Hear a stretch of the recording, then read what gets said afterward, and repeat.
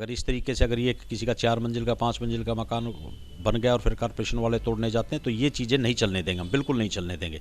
तो ये बैकडोर से एंट्री करवाई हेल्डरमैन की सरकार बीजेपी की बन जाए, स्टैंडिंग कमेटी का चेयरमैन बीजेपी का बन जाए तो एलजी साहब को शोभा नहीं देता। दिल्ली के लोगों ने विश्वास जताया है, उस पर हम खरा उतरने की कोशिश करेंगे, क्योंकि लोग परेशान थे कूड़े के ढेरों से, करप्शन से, बिल्डिंगों से पैसे की उगाही की। अब हमारे सामने ये चैलेंज है कि हम इन सारी चीज़ों को, ये कूड़े के ढेर ख़त्म करें, साफ़ सफाई हो, प्रॉपर तरीके से साफ़ सफाई कर्मचारी आएँ, करप्शन ख़त्म हो। तो इसको लेके हम लोगों ने रणनीति बना रहे हैं और ये 100% हम लोग ख़त्म करेंगे। नमस्कार, मैं हूं अनंत कौशिक। आप देख रहे हैं ब्रेकिंग न्यूज़ दिल्ली एनसीआर। हम लोग इस वक्त मौजूद हैं उत्तम नगर में। हमारे साथ मौजूद हैं नरेश बाल्यान, जो कि विधायक हैं उत्तम नगर के आम आदमी पार्टी से। नरेश जी, बहुत बहुत स्वागत है आपका। Thank you. नरेश जी, निगम का चुनाव हुआ, उत्तम नगर से चारों की चारों जो वार्ड हैं वो आम आदमी पार्टी ने जीते। क्या कहा जा सकता है कि उत्तम नगर में बहुत अच्छा काम हुआ, आम आदमी पार्टी के प्रति लोगों का रुझान था?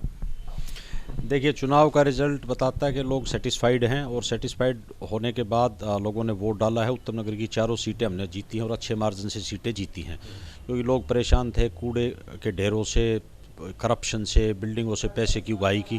अब हमारे सामने ये चैलेंज है कि हम इन सारी चीज़ों को, ये कूड़े के ढेर ख़त्म करें, साफ़ सफाई हो, प्रॉपर तरीके से साफ़ सफाई कर्मचारी आएँ, करप्शन ख़त्म हो। तो इसको लेके हम लोगों ने रणनीति बना रहे हैं और ये 100% हम लोग ख़त्म करेंगे, क्योंकि दिल्ली के लोगों ने बड़े विश्वास के साथ आम आदमी पार्टी की निगम के अंदर सरकार बनने जा रही है।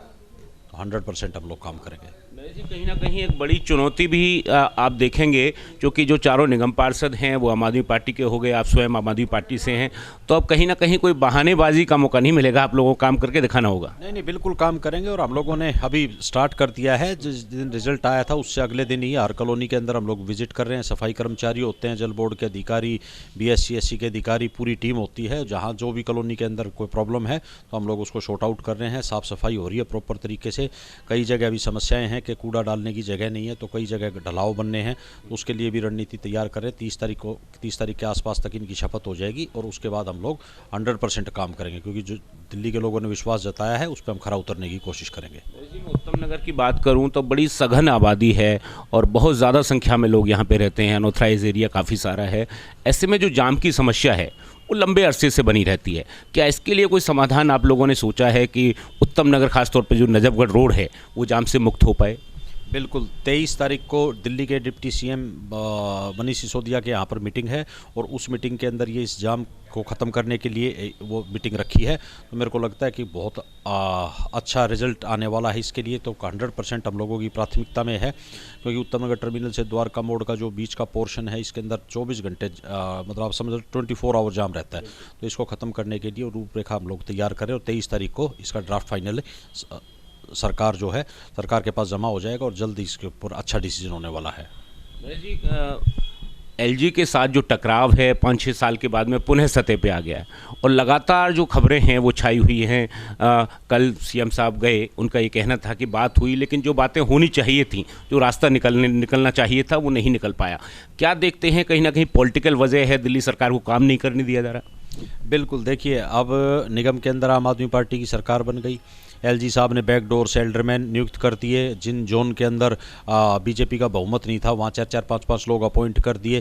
तो एलजी साहब का काम कोई बीजेपी का वर्कर बन के काम नहीं करना चाहिए। एलजी साहब को, एलजी की जो पोस्ट है वो बहुत ही सम्मानित पोस्ट है। उस सम्मानित पोस्ट का ध्यान रखते हुए उन लोगों एलजी साहब को काम करना चाहिए। तो ये बैकडोर से एंट्री करवाई हेल्डरमैन की सरकार बीजेपी की बन जाए, स्टैंडिंग कमेटी का चेयरमैन बीजेपी का बन जाए, तो एलजी साहब को शोभा नहीं देता। इसके अलावा बहुत सारे अब डीटीसी के पेंशन रुकी हुई थी, मार्शल्स की तनख्वाह रोक दी थी। तो ये सारे काम बीजेपी के इशारे पे ही हो रहे हैं। तो दिल्ली के लोग बदलाव चाहते थे, आम आदमी पार्टी की सरकार बनी निगम के अंदर, तो एलजी साहब को भी ये बात हजम करनी चाहिए कि दिल्ली के लोगों ने आम आदमी पार्टी को वोट दिया है और आम आदमी पार्टी की जिम्मेदारी बनती है कि लोगों का काम करे। और इस तरीके से जो पॉलिटिकली एजेंडे में फिट होकर काम नहीं करना चाहिए, एलजी साहब को निष्पक्ष होकर काम करना चाहिए। तो मेरा मानना है कि एलजी साहब ने बहुत कोशिश कर रहे हैं बहुत सारे कामों को रोकने के लिए। जो 3-4 साल पहले जो झगड़ा था वो दोबारा से इन लोगों ने शुरू कर दिया कि किसी भी तरीके से आम आदमी पार्टी को फेल कर दें, लेकिन फेल नहीं कर पाएंगे एलजी साहब। पीछे एक वाकया यहाँ पे देखने को मिला था जब निगम के चुनाव के नतीजे आ गए थे। उसके बाद आई थिंक नवादा वार्ड में किसी बिल्डिंग पे कुछ कर्मचारी पहुँचे थे, तो वहाँ के जो भारतीय जनता पार्टी के पूर्व के पार्षद थे उन्होंने तमाम आरोप लगा दिए। तो उसमें क्या सच्चाई थी? देखिए, वो कोई ये सारा पॉलिटिकल ड्रामा है। वो जिस आदमी की बिल्डिंग थी वो भी बीजेपी का ही वर्कर है, बीजेपी का ही सपोर्टर है। और बिल्डिंगें हम लोगों ने कहा है कि हम लोग टूटने नहीं देंगे, और किसी भी तरीके से या तो पहले दिन से मत बनने दें बिल्डिंगों को। अगर इस तरीके से अगर ये किसी का 4 मंजिल का 5 मंजिल का मकान बन गया और फिर कॉर्पोरेशन वाले तोड़ने जाते हैं, तो ये चीज़ें नहीं चलने देंगे, हम बिल्कुल नहीं चलने देंगे। या तो अगर कोई गलत काम हो रहा है तो पहले दिन रोको, और अगर पैसे खा के और फिर उसके बाद ये इस तरीके की हरकत करेंगे तो ये सहन नहीं होंगी है। जी, मैं बात करूं, अंतिम में सवाल लेता हूं। 8 साल आपको हुए हैं लगभग उत्तम नगर में, तो ऐसे में क्या महत्वपूर्ण आपकी उपलब्धि कुछ रही हो, 2 या 3 जो आप बताना चाहें कि इस दौरान ये काम ऐसे थे जो लगभग काफ़ी दिनों से अवेटेड थे, जिनका इंतजार था, वो ऐसे काम हुए, जनता को राहत मिली? देखिए, सीवर चालू हुए उत्तम नगर विधानसभा के अंदर, 2 बारात घर हम लोगों ने बनवाए हैं, 2 स्कूलों का प्रपोजल, हम 1 स्कूल बन गया है, एक स्कूल का प्रपोजल और है। और इसके अलावा पूरी उत्तम नगर विधानसभा के अंदर जहां पानी टैंकरों से आता था, लगभग टैंकर हम लोगों ने ख़त्म कर दिए, और तो आज पानी लोगों से साफ़ सुथरा पानी टूटी से आ रहा है। तो ये बड़ी उपलब्धि है। और ये काम मतलब सरकार बनने के हमने 1 साल के अंदर अंदर कर दिए थे। हमारे से पहले वाले भी लोग कर सकते थे, लेकिन पता नहीं उनका क्या इंटरेस्ट था जो नहीं करना चाह रहे थे। तो आज सबसे बड़ी उपलब्धि है कि उत्तम नगर टैंकर मुक्त है। प्लस जो है एक हॉस्पिटल का निर्माण अभी होने जा रहा है, 1 स्कूल का, 2 बारात घर बन गए हैं, सारे रोड नाली अनऑथराइज कॉलोनियों में 80% काम पूरा हो गया है। कुछ 20% के आसपास कॉलोनियाँ बची हुई हैं, उसका काम भी इस साल के अंत तक हम लोग करवा देंगे।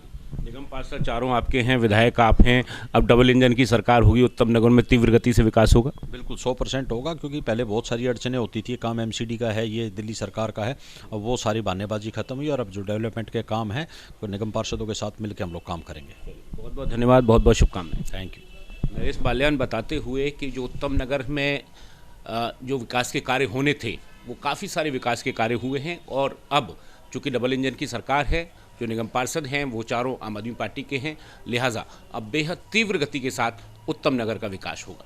सहयोगी विजय त्यागी के साथ मैं अनंत कौशिक।